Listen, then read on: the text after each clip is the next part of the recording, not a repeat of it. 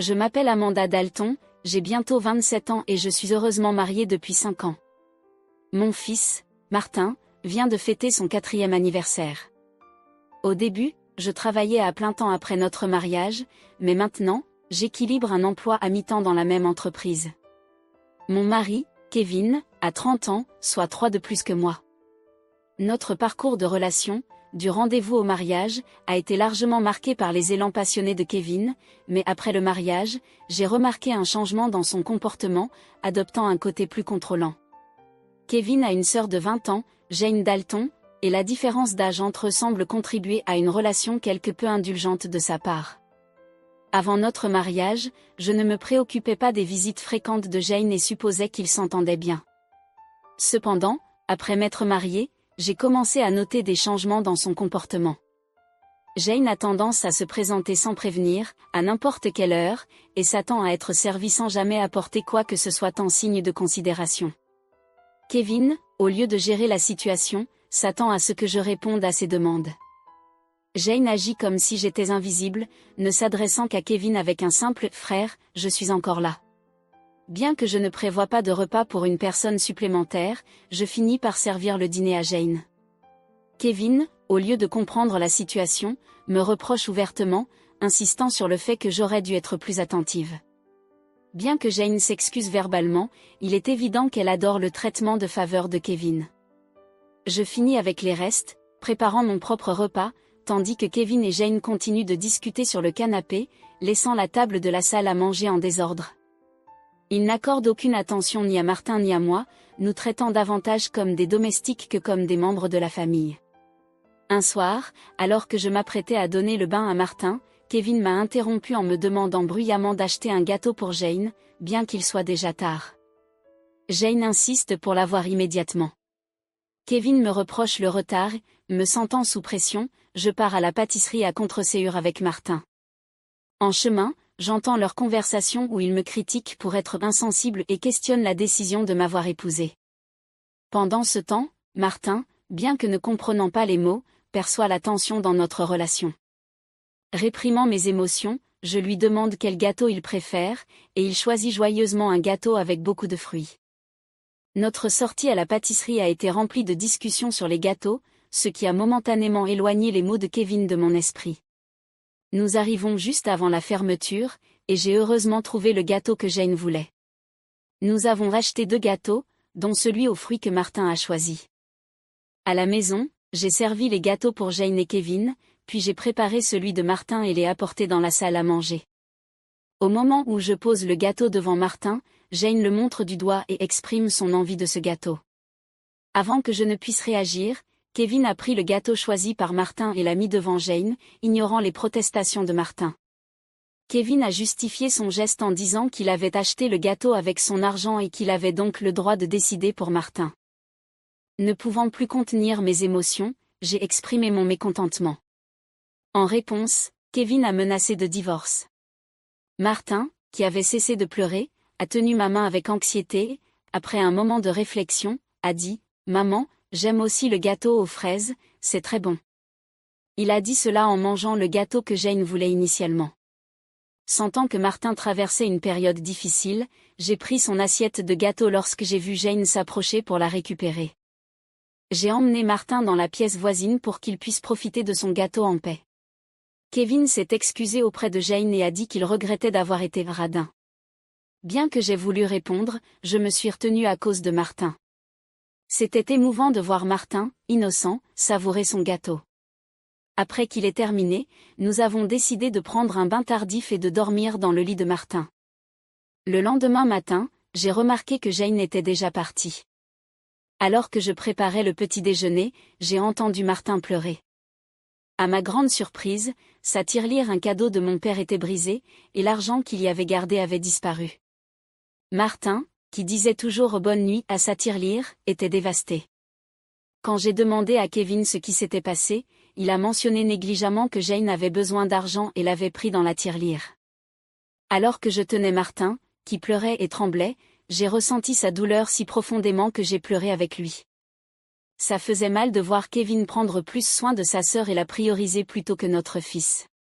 Pour exprimer ma colère et ma tristesse, j'ai confronté Kevin et rompu le silence que je gardais toujours lors de nos disputes devant Martin. Sans un mot, Kevin est allé dans la chambre et est revenu avec quelque chose de choquant, les papiers du divorce. J'ai découvert les documents cachés que Kevin gardait quelque part, dont je ne savais rien. Dans un élan soudain, il m'a confronté et m'a lancé les papiers avant de sortir de la maison en claquant la porte. Martin, qui n'avait jamais pleuré à cause des problèmes avec Kevin et Jane, semblait à bout et pleurait depuis la veille.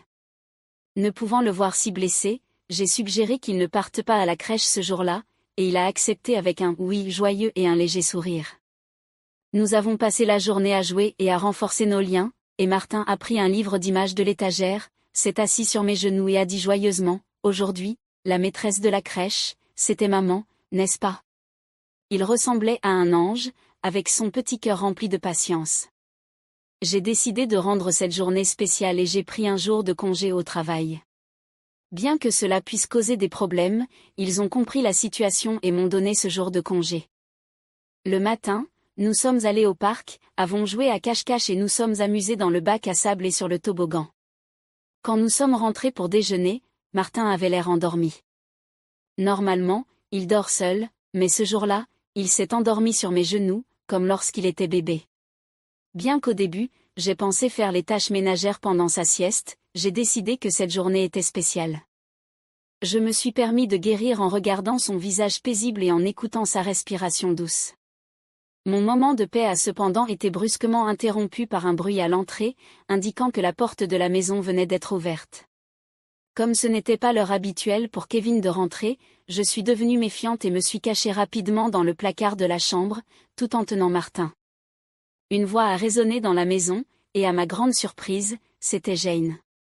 Tremblante de peur, j'ai écouté tandis qu'elle cherchait quelque chose et exprimait sa frustration de ne rien trouver. Jane a alors passé un appel, dans lequel elle a mentionné Kevin et parlé de sa recherche infructueuse. Après avoir entendu le bruit de la porte qui se verrouillait lorsqu'elle est partie, j'ai mis Martin au lit et j'ai réfléchi aux événements étranges. Je ne comprenais pas pourquoi Jane avait envahi notre maison ni ce qu'il cherchait. Tout à coup, Kevin semblait être un étranger, et je ressentais un mélange de dégoût et de peur à son égard. Rapidement, j'ai emballé l'essentiel pour moi et Martin, et nous nous sommes dirigés vers la gare pour prendre un train jusqu'à chez mes parents. Heureusement, ils habitaient près, à seulement 2 stations. Bien que je ne les ai pas avertis à l'avance, mes parents ont remarqué quelque chose dans mon expression et nous ont accueillis sans poser de questions. Je leur ai raconté toute l'histoire, y compris ma peur de rester à la maison à cause des actions de Kevin et Jane. Quand ma mère a suggéré que Jane pourrait être à la recherche de mes affaires, peut-être de cartes ou d'argent, je me suis rappelé de mon expérience en tant que PDG d'une entreprise de produits artisanaux. J'ai confié l'entreprise à des amis lorsque j'ai décidé, après mon mariage, de privilégier l'éducation de mon fils. Bien que je travaillais encore à mi-temps et que je communiquais avec l'entreprise depuis chez moi, Kevin ne savait pas que j'étais encore la PDG. J'ai découvert les documents de divorce cachés par Kevin et j'ai soupçonné qu'il pensait que j'avais une bonne somme d'économie. Bien que je lui dise que je recevais encore un soutien de l'entreprise, j'ai gardé secret le fait que j'étais la PDG ainsi que mes économies. Ce secret est apparu au début de notre mariage, lorsque j'ai réalisé que Kevin avait du mal à gérer l'argent et avait tendance à dépenser tout ce qu'il gagnait. Au début, Kevin dépensait seulement $2000 par mois pour les courses et avait même suggéré que je quitte mon emploi pour être femme au foyer à plein temps. Avec les coûts liés à l'éducation de Martin et seulement $200 pour l'alimentation, je n'ai jamais accepté d'être femme au foyer à plein temps. Finalement, il m'a permis de travailler à mi-temps. Pour s'assurer que je ne pense pas au divorce, il m'a fait signer une renonciation aux biens par l'intermédiaire d'un avocat. Depuis la naissance de Martin, j'utilise mes économies pour couvrir les frais de la crèche et de ses vêtements. Comme je ne reçois que $200 pour l'alimentation, je n'ai jamais demandé de fonds supplémentaires à Kevin au-delà du budget des courses, ce qui lui a fait croire que j'avais des économies. Compte tenu des besoins financiers de Jane et de la perception de Kevin sur ma situation financière, il est possible qu'il cherchait mes cartes de crédit. J'ai un compte épargne séparé, dédié à Martin, sur lequel une partie de mon salaire est directement versée chaque mois. Malgré leurs recherches, ils ne trouveront pas mes cartes de crédit, car je garde toujours mes objets de valeur avec moi. Cependant, Une question inquiétante demeure, Jane pourrait entrer dans notre maison, même en notre absence, et Kevin pourrait le permettre. Suivant les conseils de mon père, j'ai décidé de garder mes objets de valeur, y compris mes cartes de crédit, dans le coffre-fort de mes parents.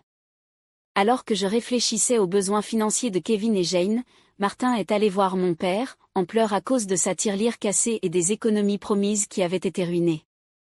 Mon père, indigné par le récit de Martin, a promis d'appeler Kevin.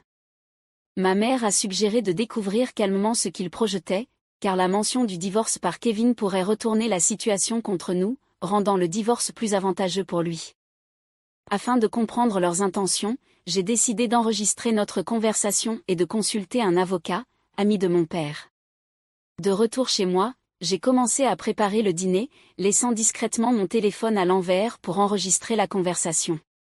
Kevin est rentré, à ma grande surprise, m'a immédiatement demandé mes cartes de crédit.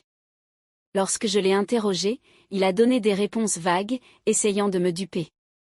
Je suis restée silencieuse, et Kevin, irrité, a exigé tout l'argent de mon emploi à mi-temps pour sa sœur. Refusant, j'ai expliqué que c'était pour l'épargne de Martin. En réponse, il m'a furieusement jeté les papiers de divorce signés, déclarant que je vivais à ses frais et que je n'avais pas besoin d'économiser pour Martin. Il a même insinué qu'il valorisait davantage Jane que notre propre fils. Entendant cela, j'ai arrêté de préparer le repas, j'ai mis les papiers de divorce dans mon sac, pris la main de Martin et me suis dirigée vers la porte. Kevin, d'une voix forte, a affirmé son intention sérieuse de divorcer, m'instruisant de ne jamais revenir. J'ai répondu en disant que je ne reviendrais pas dans une maison où un étranger pouvait entrer et sortir librement. En sortant, j'ai reçu de nombreux messages et appels de Kevin, que j'ai ignorés en éteignant mon téléphone. J'ai trouvé refuge chez mes parents, partageant l'enregistrement et les papiers du divorce avec eux. Bien que j'ai avoué ne pas ressentir d'amour ou d'affection pour Kevin, j'ai exprimé mes préoccupations pour Martin. Mes parents m'ont conseillé de faire ce que je pensais être le mieux, tout en reconnaissant l'impact émotionnel potentiel que le divorce pourrait avoir sur Martin. Alors que je luttais avec la décision de divorcer de Kevin, Martin a exprimé qu'il avait faim. Ma mère, voyant mon angoisse, a gentiment préparé des hamburgers, son plat préféré.